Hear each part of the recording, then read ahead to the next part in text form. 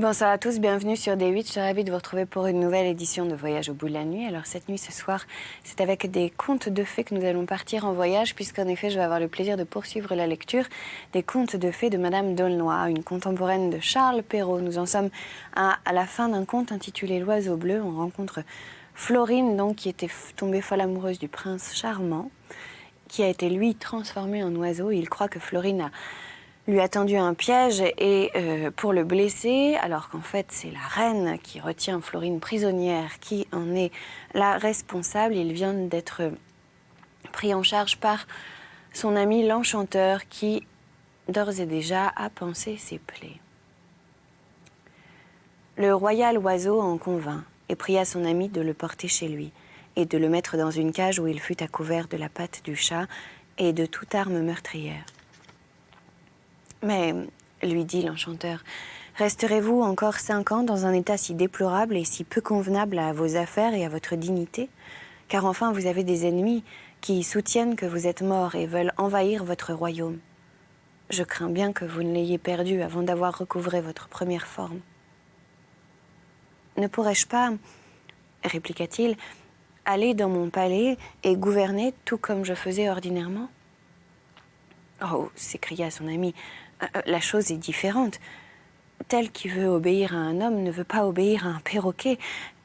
Tel vous craint étant roi, étant environné de grandeur et de faste, qui vous arrachera toutes les plumes, vous voyant un petit oiseau. Ah, la faiblesse humaine. Brillant extérieur, s'écria le roi. Encore que tu ne signifies rien pour le mérite et pour la vertu, tu ne laisses pas d'avoir des endroits décevants dont on ne saurait presque se défendre. Eh bien, continua-t-il, soyons philosophes, méprisons ce que nous ne pouvons obtenir. Notre parti ne sera point le plus mauvais. Je ne me rends pas si tôt, dit le magicien, j'espère de trouver quelques bons expédients. Florine, la triste Florine, désespérée de ne plus voir le roi, passait les jours et les nuits à sa fenêtre, répétant sans cesse « Oiseau bleu, couleur du temps, viens me voir promptement ». La présence de son espionne ne l'en empêchait point. Son désespoir était tel qu'elle ne ménageait plus rien. « Qu'êtes-vous devenu, roi charmant ?» s'écriait-elle. « Nos communs ennemis vous ont-ils fait ressentir les cruels effets de leur rage? Avez-vous été sacrifié à leur fureur, hélas? Hélas, n'êtes-vous plus? Ne dois-je plus vous voir, ou fatigué de mes malheurs, m'avez-vous abandonné à la dureté de mon sort? » Que de larmes, que de sanglots suivaient ces tendres plaintes.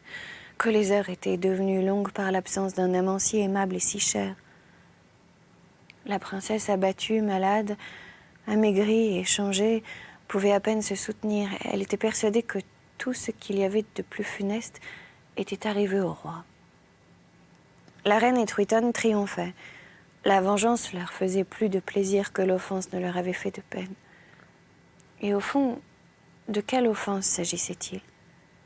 Le roi charmant n'avait pas voulu épouser un petit monstre qu'il avait 1000 sujets de haïr. Cependant, le père de Florine, qui devenait vieux, tomba malade et mourut. La fortune de la méchante reine et de sa fille changea de face. Elles étaient regardées comme des favorites qui avaient abusé de leur faveur. Le peuple mutiné courut au palais demander la princesse Florine, la reconnaissant pour souveraine.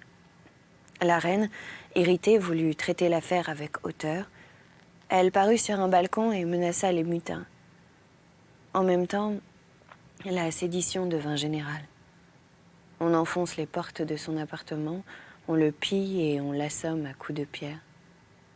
Triton s'enfuit chez sa marraine, la fée Soussio. Elle ne courrait pas moins de danger que sa mère. Les grands du royaume s'assemblèrent promptement et montèrent à la tour où la princesse était fort malade. Elle ignorait la mort de son père et le supplice de son ennemi. Quand elle entendit tant de bruit, elle ne douta pas qu'on ne vînt la prendre pour la faire mourir. Elle n'en fut point effrayée. La vie lui était odieuse depuis qu'elle avait perdu l'oiseau bleu. Mais ses sujets, s'étant jetés à ses pieds, lui apprirent le changement qui venait d'arriver à sa fortune. Elle n'en fut point émue. Ils la portèrent dans son palais et la couronnèrent.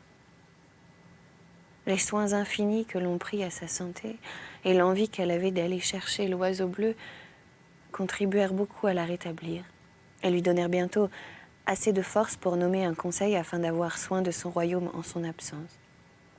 Puis elle prit pour 10 000 millions de pierreries et elle partit une nuit, toute seule, et sans que personne sût où elle allait.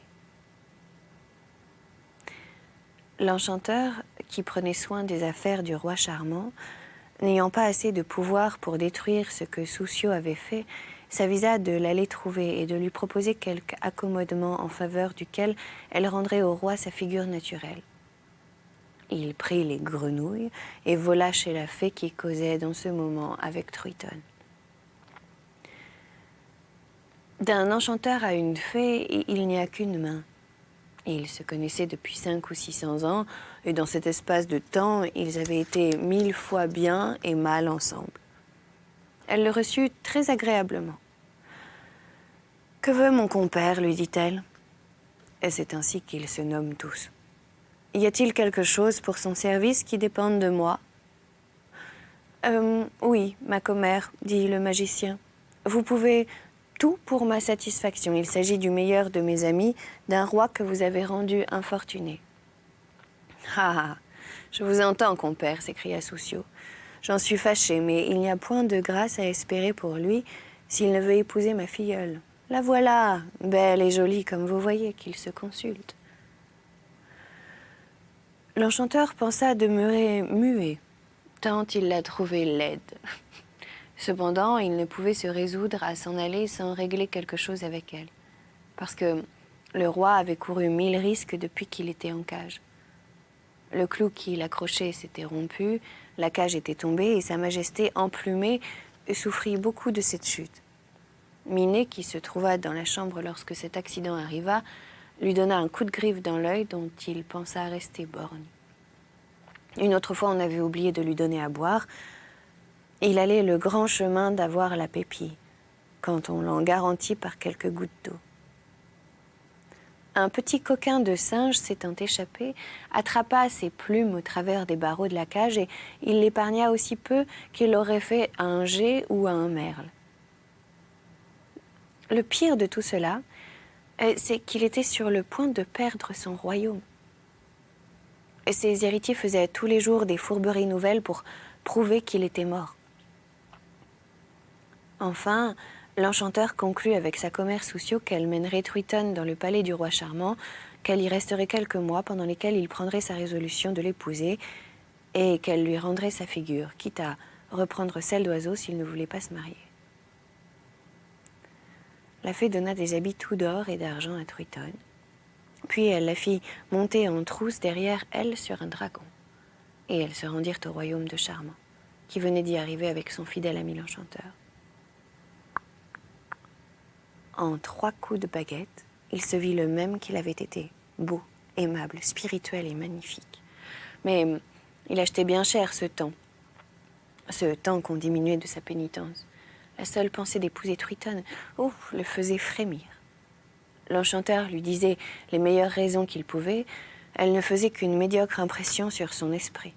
Et il était moins occupé de la conduite de son royaume que des moyens de prolonger le terme que Soussio lui avait donné pour épouser Truitonne. Cependant, la reine Florine, déguisée sous un habit de paysanne, avec ses cheveux épars et mêlés qui cachaient son visage, un chapeau de paille sur la tête, un sac de toile sur son épaule, commença son voyage tantôt à pied, tantôt à cheval, tantôt par mer, tantôt par terre. Elle faisait toute la diligence possible, mais ne sachant où elle devait tourner ses pas, elle craignait toujours d'aller d'un côté pendant que son aimable roi serait de l'autre. Un jour, qu'elle s'était arrêtée au bord d'une fontaine, dont l'eau argentée bondissait sur des petits cailloux, elle eut envie de se laver les pieds. Elle s'assit sur le gazon, elle releva ses blonds cheveux avec un ruban et mit ses pieds dans le ruisseau. Elle ressemblait à Diane qui se baigne au retour d'une chasse. Il passa dans cet endroit une petite vieille, toute voûtée, appuyée sur un gros bâton. Elle s'arrêta et lui dit « Que faites-vous là, ma belle fille? Vous êtes bien seule. »« Ma bonne mère, dit la reine, Je ne laisse pas d'être en grande compagnie, car j'ai avec moi des chagrins, des inquiétudes et des déplaisirs. » À ses mots, ses yeux se couvrirent de larmes. « Quoi? Si jeune, vous pleurez ?» dit la bonne femme. « Ah, ma fille, ne vous affligez pas. Dites-moi ce que vous avez sincèrement, et j'espère vous soulager. » La reine le voulut bien. Elle lui conta ses ennuis, la conduite que la fée Soucieux avait tenue dans cette affaire, et enfin, comme elle cherchait l'oiseau bleu. La petite vieille se redresse, s'agence, change tout d'un coup de visage, paraît belle, jeune, habillée superbement, et regardant la reine avec un sourire gracieux, « Incomparable Florine, lui dit-elle, le roi que vous cherchez n'est plus oiseau, ma sœur Soucieux lui a rendu sa première figure, il est dans son royaume, ne vous affligez point, vous y arriverez et vous viendrez à bout de votre dessein, voilà 4 œufs, vous les casserez dans vos pressants besoins et vous y trouverez des secours qui vous seront utiles. » Pouf. En achevant ces mots, elle disparut. Florine se sentit fort consolée de ce qu'elle venait d'entendre. Elle mit ses œufs dans son sac et tourna ses pas vers le royaume de Charmant. Après avoir marché 8 jours et 8 nuits sans s'arrêter, elle arrive au pied d'une montagne prodigieuse par sa hauteur, toute d'ivoire, et si droite que l'on y pouvait mettre les pieds sans tomber. Elle fit 1000 tentatives inutiles, elle glissait, elle se fatiguait, et désespérée d'un obstacle si insurmontable, elle se coucha au pied de la montagne, résolue de s'y laisser mourir. Quand elle se souvint des œufs que la fée lui avait donnés, elle en prit un. « Voyons, dit-elle, si elle ne s'est point moquée de moi, en me promettant les secours dont j'aurais besoin. Voyons. » Dès qu'elle l'eut cassé, elle y trouva des petits crampons d'or qu'elle mit à ses pieds et à ses mains. Quand elle les eut, elle monta la montagne d'ivoire sans aucune peine, car les crampons entraient dedans et l'empêchaient de glisser. Lorsqu'elle fut tout au haut, elle eut de nouvelles peines pour descendre. Toute la vallée était d'une seule glace de miroir. Il y avait autour plus de 60 000 femmes qui s'y miraient avec un plaisir extrême. Car ce miroir avait bien 2 lieues de large et 6 de haut. Chacune s'y voyait selon ce qu'elle voulait être. La rousse s'y paraissait blonde, la brune avait les cheveux noirs, la vieille croyait être jeune, la jeune n'y vieillissait point. Enfin, tous les défauts y était si bien caché que l'on y venait des 4 coins du monde. Il y avait de quoi mourir de rire, de voir les grimaces et les midauderies que la plupart de ces coquettes faisaient. Cette circonstance n'y attirait pas moins d'hommes. Le miroir leur plaisait aussi. Il faisait paraître aux uns de beaux cheveux, aux autres la taille plus haute et mieux mise, l'air martial et meilleure mine. Les femmes dont ils se moquaient ne se moquaient pas moins d'eux, de sorte que l'on appelait cette montagne de 1000 noms différents. Personne n'en était jamais parvenu jusqu'au sommet. Et quand on y vit Florine, les dames poussèrent de longs cris de désespoir. « Où va cette malavisée ?» disait-elle. « Sans doute qu'elle a assez d'esprit pour marcher sur notre glace. Du premier pas, elle brisera tout. » Elle faisait un bruit épouvantable. La reine ne savait comment faire, car elle voyait un grand péril à descendre par là. Elle cassa un autre œuf, dont il sortit 2 pigeons et un chariot, qui devint en même temps assez grand pour s'y placer commodément. Puis les pigeons descendirent légèrement avec la reine, sans qu'il lui arrivât rien de fâcheux. Elle leur dit « Mes petits amis, si vous vouliez me conduire jusqu'au lieu où le roi charmant tient sa cour, vous n'obligeriez pas une ingrate. » Les pigeons, civils et obéissants, ne s'arrêtèrent ni jour ni nuit qu'ils ne fussent arrivés aux portes de la ville. Florine descendit et leur donna à chacun un doux baiser, plus estimable qu'une couronne. Oh, que le cœur lui battait en entrant! Elle se barbouilla le visage pour n'être point connue. Elle demanda aux passants où elle pouvait voir le roi. Quelques-uns se prirent à dire « Voir le roi ?» lui dirent-ils. « Et que lui veux-tu, mamie Souillon ? Va te décrasser, tu n'as pas les yeux assez bons pour voir un tel monarque. » La reine ne répondit rien. Elle s'éloigna doucement et demanda encore à ceux qu'elle rencontra où elle se pourrait mettre pour voir le roi. « Il doit venir demain au temple avec la princesse Truitonne, lui dit-on, car enfin il consent à l'épouser. » Ciel, quelle nouvelle! Truitonne, l'indigne Truitonne, sur le point d'épouser le roi. Florine pensa mourir. Elle n'eut plus de force pour parler ni pour marcher. Elle se mit sous une porte assise sur des pierres bien cachées de ses cheveux et de son chapeau de paille. Infortunée que je suis, disait-elle, je viens ici pour augmenter le triomphe de ma rivale et me rendre témoin de sa satisfaction. C'était donc à cause d'elle que l'oiseau bleu cessa de me venir voir. C'était pour ce petit monstre qu'il faisait la plus cruelle de toutes les infidélités, pendant qu'abîmée dans la douleur, je m'inquiétais pour la conservation de sa vie. Le traître avait changé, et se souvenant moins de moi que s'il ne m'avait jamais vue, il me laissait le soin de m'affliger de sa trop longue absence, sans se soucier de la mienne. Quand on a beaucoup de chagrin, il est rare d'avoir bon appétit. La reine chercha où se loger et se coucha sans souper. Elle se leva avec le jour, elle courut au temple, elle n'y entra qu'après avoir essuyé 1000 rebuffades des gardes et des soldats. Elle vit le trône du roi et celui de Triton, qu'on regardait déjà comme la reine. Quelle douleur pour une personne aussi tendre et aussi délicate que Florine. Elle s'approcha du trône de sa rivale. Elle se tint debout, appuyée contre un pilier de marbre. Le roi vint le premier, plus beau et plus aimable qu'il lui était de sa vie. Triton parut ensuite, richement vêtue, et si laide qu'elle en faisait peur. Elle regarda la reine en fronçant le sourcil. « Qui es-tu » lui dit-elle, « pour oser t'approcher de mon excellente figure et de si près de mon trône d'or ?»« Je me nomme Mi-Souillon, » répondit-elle. « Je viens de loin pour vous vendre des raretés. » Elle fouilla aussitôt dans son sac de toile. Elle en tira les bracelets d'émeraude que le roi charmant lui avait donnés. « Oh, dit Triton, voilà de jolies verrines. En veux-tu une pièce de 5 sols ?»« Montrez-les, madame, aux connaisseurs, dit la reine, et puis nous ferons notre marché. »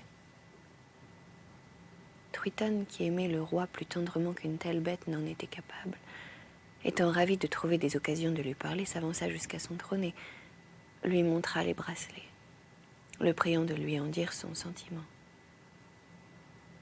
À la vue de ces bracelets, il se souvint de ceux qu'il avait donnés à Florine. Il pâlit, il soupira et fut longtemps sans répondre. Enfin, craignant qu'on ne s'aperçût de l'état où ses différentes pensées le réduisaient, il se fit un effort et lui répliqua « Ces bracelets valent, je crois, autant que mon royaume.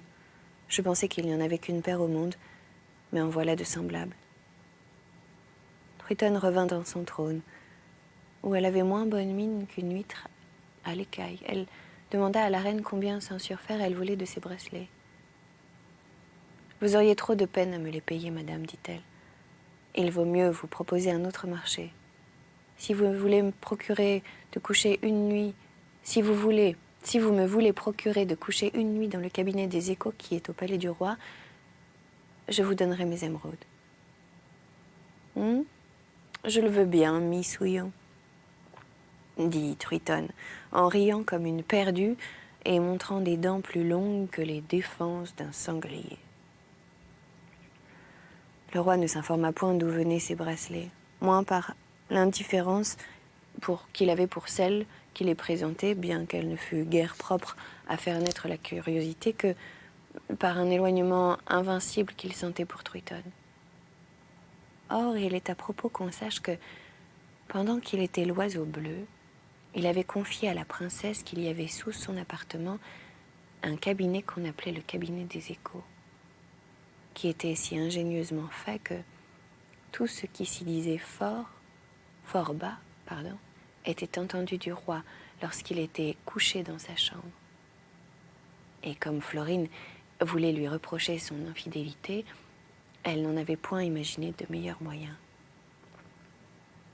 On la mena dans le cabinet par ordre de Triton. Elle commença ses plaintes et ses regrets. « Le malheur dont je voulais douter n'est que trop cruel, oiseau bleu, dit-elle. Tu m'as oublié, tu aimes mon indigne rival. Les bracelets que j'ai reçus de ta déloyale main n'ont pu me rappeler à ton souvenir tant j'en suis éloignée. » Alors les sanglots interrompirent ses paroles. Et quand elle eut assez de force pour parler, Elle se plaignit encore et continua ainsi encore jusqu'au jour. Les valets de chambre l'avaient entendue toute la nuit gémir et soupirer. Ils le dirent à Tweeton qui lui demanda quel tintamarre elle avait fait. La reine lui dit qu'elle dormait si bien qu'ordinairement elle rêvait et qu'elle parlait très souvent tout haut. Pour le roi, il ne l'avait point entendue. Non, il ne l'avait point entendue par une fatalité étrange.